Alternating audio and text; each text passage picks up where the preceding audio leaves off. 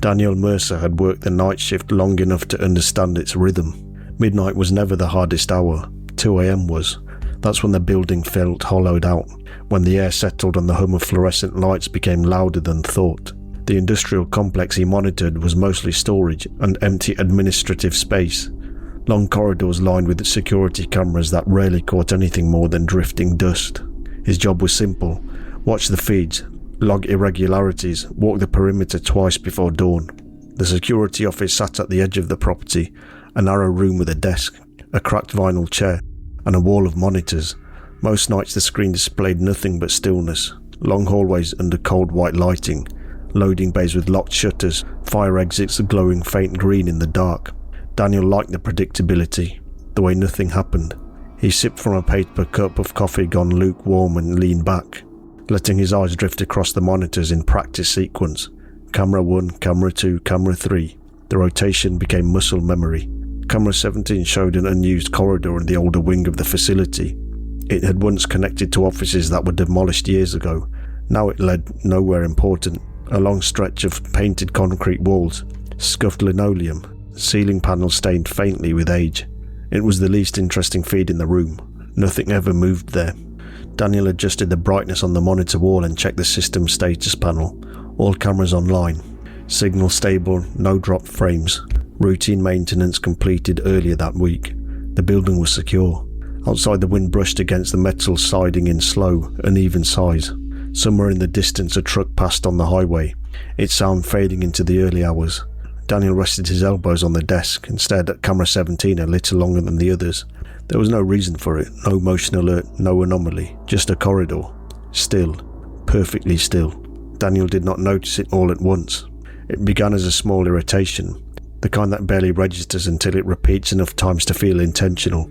The other camera feeds carried minor imperfections, compression noise, subtle flickers, a graininess that came and went depending on the network load. Even in a stable system, nothing was ever perfectly clean, except camera 17. The image was sharper than the rest, not brighter, not higher resolution, just clearer. The edges of the corridor line seemed more defined, the shadows more stable, the depth more pronounced. Daniel leaned forward in his chair. He switched between feeds, studying them in sequence. Camera 12 showed faint pixel shimmer near the ceiling lights. Camera 4 dropped a frame and recovered. Camera 9 had a slight exposure shift. Camera 17 remained unchanged. No noise, no flicker, no subtle electronic hum in the image. It looked less like a security feed and more like a photograph that refused to age. Daniel opened the system diagnostics panel. Each camera had a log of signal interruptions and frame drops, minor events all time-stamped and routine. He scrolled to camera 17. 0 interruptions, 0 frame drops, 0 latency spikes. The log extended back weeks, then months. Not a single recorded fault. That alone would have been strange, but not impossible. Some cameras were simply positioned in more stable network zones. Still, the perfection bothered him. He leaned closer to the screen, eyes tracing the length of the corridor.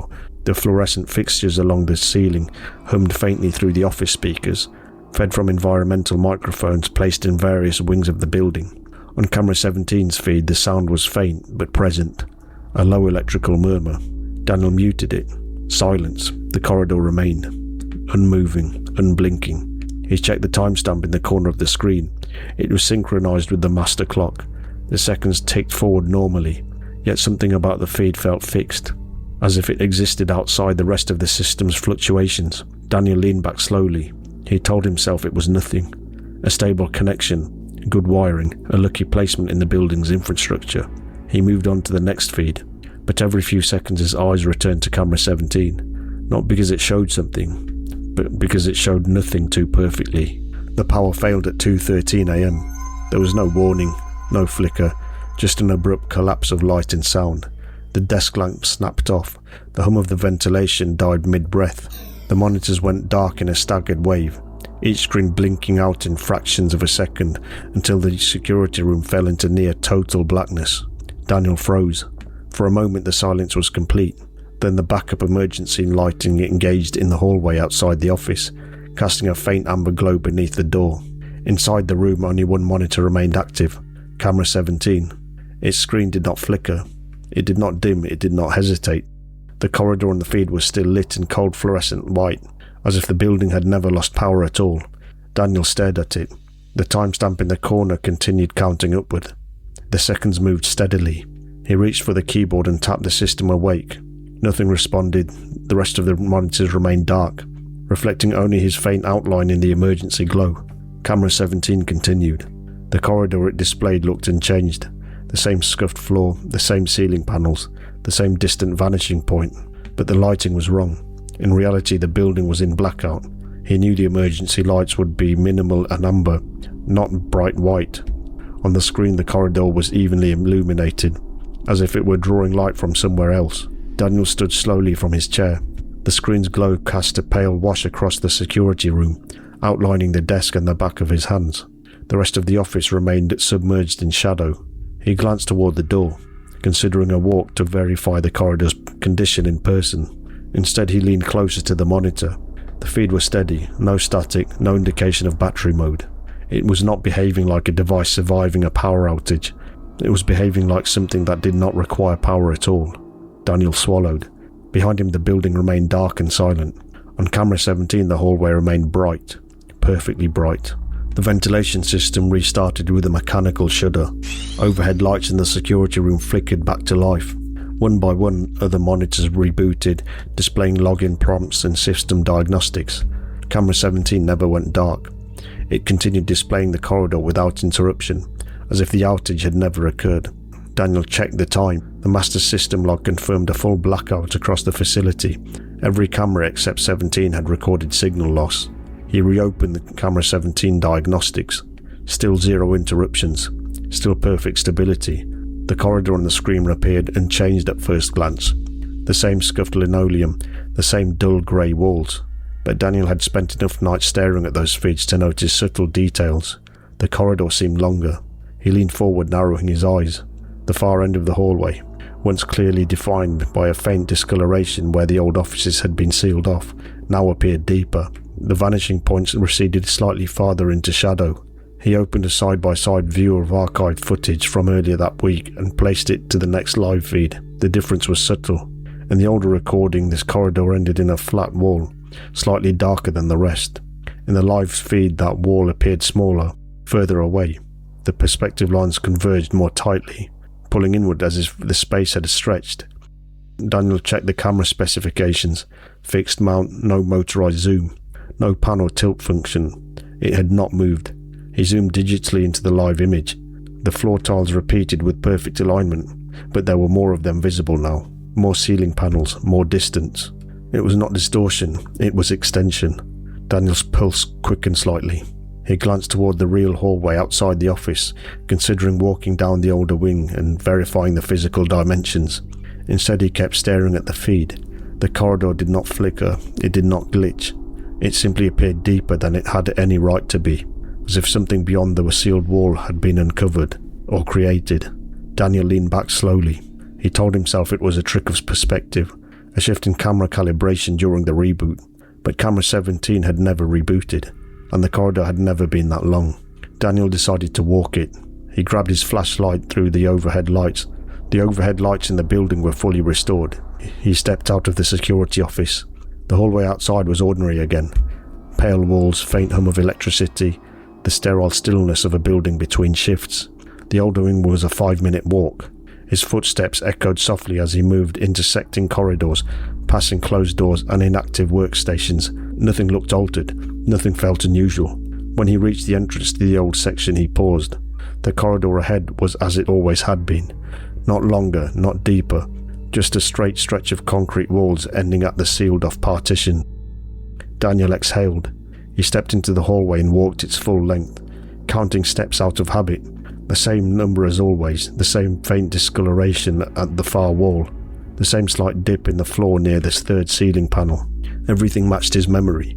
He turned and looked up. The physical camera mounted near the ceiling stared down at him, its small red indicator light steady and unremarkable. Daniel raised his hand and gave a slow wave toward it. Then he turned and walked back to the security office. When he entered the room, camera 17 was still displayed on the monitor wall. He moved closer to the screen. The corridor on the feed appeared empty, completely empty. No figure standing beneath the camera. No raised hand. No trace of his presence. Daniel replayed the last 5 minutes of footage. On the recording, the hallway remained vacant the entire time. The timestamp advanced steadily. The corridor never registered his walk. He scrubbed backward and forward, searching for even a flicker of motion. Nothing. The camera had captured no reflection, no shadow, no distortion. It had not failed to record him. It had recorded a version of the corridor in which he was not there. Daniel felt a cold pressure settle behind his ribs. The building around him hummed as it always did, but on camera 17 the corridor remained untouched by his existence. Daniel did not sleep after his shift ended. He stayed in the security room long past dawn, replaying the footage again and again, searching for compression errors, skipped frames, an irrational explanation that might explain the absence. There was none. When the night shift began, he returned early. The building felt the same. Predictable, controlled, fluorescent light steady, system logs clean. Camera 17 waited where it always did. The corridor on the screen was unchanged. Long, still, impossibly calm. Daniel stood in front of the monitor wall instead of sitting. He decided to test it. Without warning, he stepped to the right. On camera 17, the frame shifted slightly. The corridor reframed, angling its perspective toward the right-hand wall.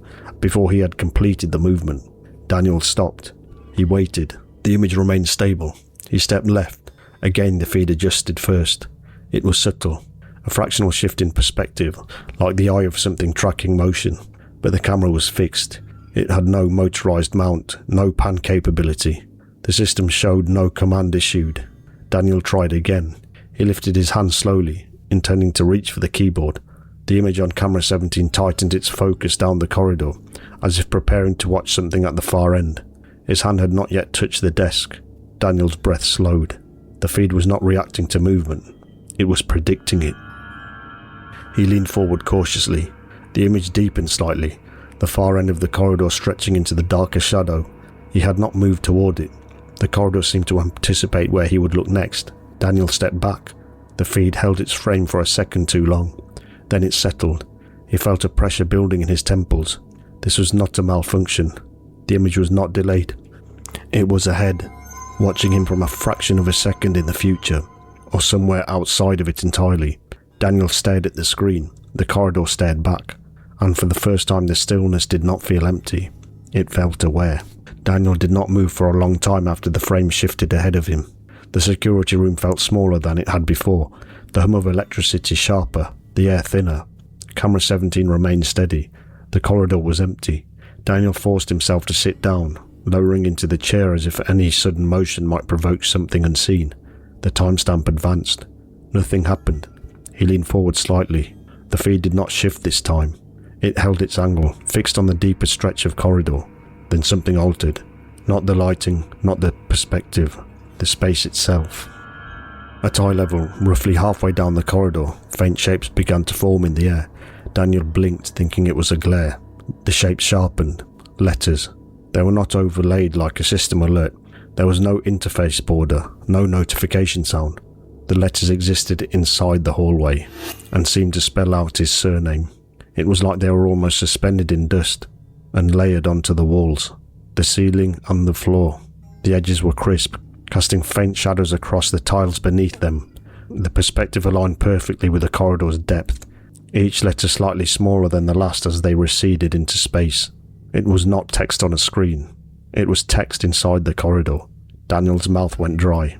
He checked the system panel for an intrusion or display malfunction. No alerts, no error codes. The letters did not flicker, they did not distort. They remained steady, occupying the atmosphere in a truly unnatural way. Daniel rose slowly from his chair. The letters did not react. He stepped close to the monitor. The shadows beneath the letters deepened slightly, responding to the angle of the light within the feed. The hallway was not labeling him. It was placing him, positioning his name where he would stand, as if marking a point of arrival. Daniel reached towards the screen, stopping just short of it. The letters did not disappear. They waited. Daniel did not leave the security room. He told himself it was the right decision. The letters in the corridor remained for several minutes, steady and perfectly placed. Then, without flicker or distortion, they faded, not erased, not glitched, simply gone, as though they were completing their purpose. The hallway on camera 17 was empty again, but it was no longer the same corridor. Daniel noticed it first in the depth.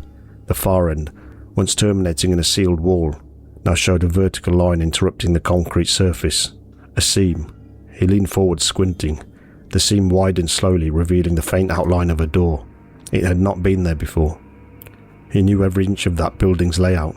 The old wing ended in solid reinforced wall where the offices had been demolished.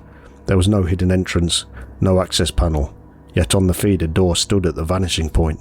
It was industrial in design, heavy metal, slightly darker than the surrounding walls. A narrow vertical handle ran down its right side. It was not fully closed.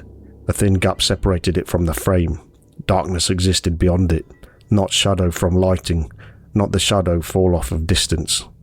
A depthless muted colour that absorbed the corridor's light. Daniel felt his pulse in his throat. He checked the archived footage from earlier that week again. The wall had been flat, unbroken. The live feed showed the door clearly. It did not flicker in and out of existence. It did not phase like a glitch. It was as solid as any object in the frame. Daniel stood abruptly. The security room felt colder. He knew what he should do. Walk the corridor again, verify the physical structure. Instead he remained rooted in place. On camera 17 the door shifted. Not swinging wide, just widening the gap by a fraction of an inch. Enough to suggest movement. Enough to suggest invitation. Daniel took one step backward. The door at the end of the corridor opened another fraction. The darkness beyond it did not reflect light. It did not reveal interior walls. It revealed nothing. And yet the hallway did not feel empty anymore. It felt like it was waiting for him to enter. Daniel did not remember deciding to stand.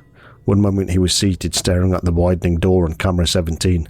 The next he was upright. Palms rested lightly on the desk. The door at the end of the corridor remained open only a fraction. The darkness beyond it unmoving.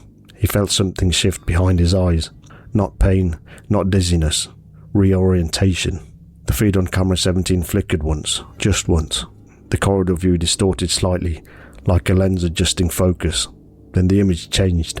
The hallway disappeared. In its place was the security room. His security room. The angle was wrong. Too low, too far back. As if the camera now stood deep within a long corridor. Looking outward. The security desk appeared at the far end of the frame, small and distorted by distance. The monitors glowed faintly, casting pale light across the room. Daniel saw himself standing there, perfectly still, facing the monitor wall. He did not appear surprised, he did not appear alarmed. He simply stood, watching. Daniel's breath caught in his throat. He looked down at his own hands. They were there. He looked back at the screen. The version of him in the feed did not move. The perspective was unmistakable. The camera was no longer mounted in the old hallway. It was positioned inside something deeper, something that used to be the corridor, something that used the corridor as a threshold. Daniel turned slowly toward the door in the security room, intending to leave. The chair behind him scraped slightly. He glanced back at the monitor. The feed showed the security room again, but the chair was empty. There was no figure standing at the desk. The version of him that had been visible moments ago was gone. Only the glowing monitors remained. Daniel looked down at the real chair behind him. It was tipped slightly backward. Empty. He felt a cold pressure expand through his chest. The image on camera 17 held steady. From deep within the corridor something was watching the room. Not recording it. Watching it. And Daniel understood, with quiet clarity, that he was no longer standing on the side of the camera he thought he was. The feed did not change back. Camera 17 remained fixed on the security room from a distance that did not belong to the building. The perspective was elongated, stretched as if viewed down an impossibly long passage. The walls framing the image were darker now. Not concrete, not painted, something smoother, something that absorbed light instead of reflecting it. Daniel could see the desk clearly in the distance. The monitor was glowing faintly. The security chair sat slightly askew where it had been nudged. There was no one in the room. He felt the cold before he understood why. The air around him no longer carried the faint electrical hum of the security office. The ventilation system's whisper was gone. The subtle vibration of fluorescent lighting had vanished. He became aware of a different silence, a deeper one. The floor beneath him felt solid, but unfamiliar. He looked down. The tiles were the same scuffed linoleum from the old corridor. He raised his eyes slowly. The security room was not around him. It was far ahead. Small, distant. as if viewed from the far end of a hallway that had grown longer than any architectural design would allow. He turned. Behind him, close enough to feel its weight, stood the heavy industrial door. It was nearly closed now. Only a narrow sliver of darkness remained between the door and its frame. The corridor walls on either side curved inward slightly, bending perspective in a way that felt subtle and deliberate. The security room lights flickered in the distance. Daniel took a step forward. The room did not appear closer. He took another.